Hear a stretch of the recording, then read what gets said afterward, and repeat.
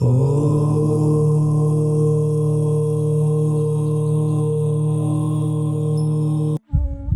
श्री राम। सभी भक्तों को आप सभी का हम हार्दिक स्वागत करते हैं। आप हमसे प्रतिदिन जुड़ते हैं और भगवान आपको सदा खुश रखे, स्वस्थ रखे, ऐसा हमारा हृदय से आशीर्वाद और प्रार्थना है। तो चलिए आज के टॉपिक की तरफ चलते हैं। आज का टॉपिक है दुख आए, समस्या आए तो भगवान से यह जरूर बोलना, तुरंत असर होगा, देरी नहीं लगेगी। जीवन में जब दुख आता है, समस्याएं आती हैं, तो तकरीबन व्यक्ति कहते हैं हे भगवान मेरा दुख दूर कर दो, हे परमात्मा मेरी समस्याएं दूर कर दो। और दुख कैसे आता है? यानी कि आपने कोई इच्छा की प्रकट और वो इच्छा पूरी नहीं हुई तो दुख आ गया। संतान कहना नहीं मानती, वो भी एक इच्छा है कि आप चाहते हो आपकी संतान आपका कहना माने, जो आप चाहते हैं वो करे, आपकी सेवा करे, तो ये भी एक इच्छा है। और जब वो इच्छाएं पूरी नहीं होती हैं तो हमें बहुत दुख होता, चाहे किसी भी प्रकार की कोई भी इच्छा हो, वो दुख का कारण बनती है। इसलिए सबसे पहले तो हम इच्छा यदि किसी से ना लगाएं, तो जब वो इच्छा हमने पहले लगाई ही नहीं और पूरी नहीं भी हुई तो भी हमें दुख नहीं होगा। लेकिन हम उम्मीद बहुत ज़्यादा बांध लेते हैं, यानी हमारी इच्छाएं बहुत ज़्यादा होती हैं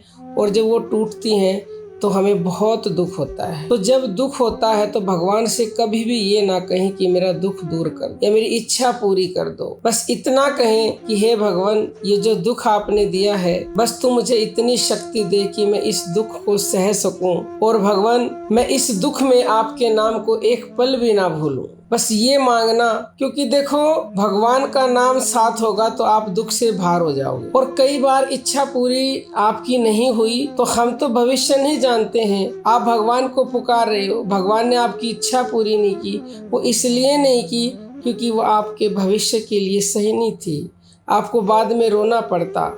तो भगवान अपने बच्चे को कैसे रोता हुआ देख सकते, इसलिए उन्होंने वो इच्छा पूरी नहीं की। अब बच्चा माँ बाप के आगे जिद बांध के बैठ जाता है कि मुझे अमुक वस्तु चाहिए, तो माँ बाप कई बार मोहवश होकर के उसके प्रेम में फंस करके बच्चे को वो गलत चीज भी दिला देते हैं, और फिर जो है माँ बाप को भी दुखी होना पड़ता है और बच्चे को भी दुखी होना। तो ऐसे सुख का क्या करोगे कि एक बार आपको अच्छा लगे और फिर आपको रोना पड़े। तो भगवान ने भी इसीलिए आपकी इच्छा पूरी नहीं की क्योंकि वो आपके लिए सही नहीं थी। भगवान ने आपके लिए उससे भी बहुत अच्छा सोच रखा। बस आप जब दुख आए तो जिद ना बांधे, इच्छा पूरी ना हो तो जिद ना बांधे, समस्या दूर ना हो तो जिद ना बांधे, बस भगवान की शरण हो जाए और उनसे ऐसे ही प्रार्थना करें कि भगवान दुख तो मेरे कर्मों की वजह से मिला है, मेरी ही कोई ऐसी कमी होगी, आप तो भविष्य को जानते हो, वर्तमान भूतकाल सबको जानते हो, जो मेरे लिए सही आपने वही किया होगा प्रभु, वही किया है और 100%।